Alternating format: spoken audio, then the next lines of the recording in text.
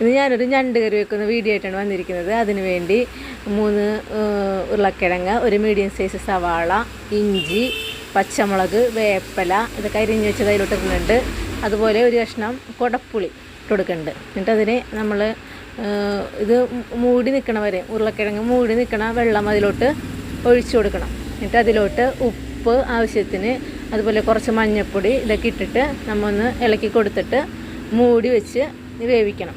എന്നിട്ട് ഇത് വെന്ത് വരുമ്പോൾ നമ്മൾ ഒരു ചട്ടിയിൽ ചൂടാക്കിയിട്ട് അതിൽ ഒരു 2-3 കഷ്ണം ചുവന്നുള്ളി, ഒരു കഷ്ണം വെളുത്തുള്ളി, ഇഞ്ചി, കുരുമുളക് ഇതൊക്കെ ചതച്ചെടുത്തിട്ട് ആവശ്യത്തിന് മല്ലിപ്പൊടി, മുളക് പൊടി, മഞ്ഞൾപ്പൊടി ഇതൊക്കെ എടുത്തിട്ട് നല്ലോണം മൂപ്പിക്കണം. നല്ലോണം മൂപ്പിച്ചിട്ട് ഈ വെന്ത് കഴിഞ്ഞാൽ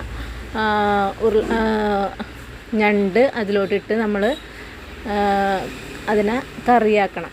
എന്നിട്ട് അതിൽ വെള്ളം കുറവാണെങ്കിൽ നമ്മൾ കുറച്ച് ചൂടുവെള്ളം കൂടി അതിലോട്ടിട്ട് നമ്മുടെ ആവശ്യത്തിന് ചൂടുവെള്ളം അതിലോട്ട് ഒഴിച്ചിട്ട് അത് ലൂസാക്കി എടുക്കണം. ഇതിൽ കുറച്ച് മസാലപ്പൊടി കൂടി ഇട്ടാൽ നല്ലതായിരിക്കും.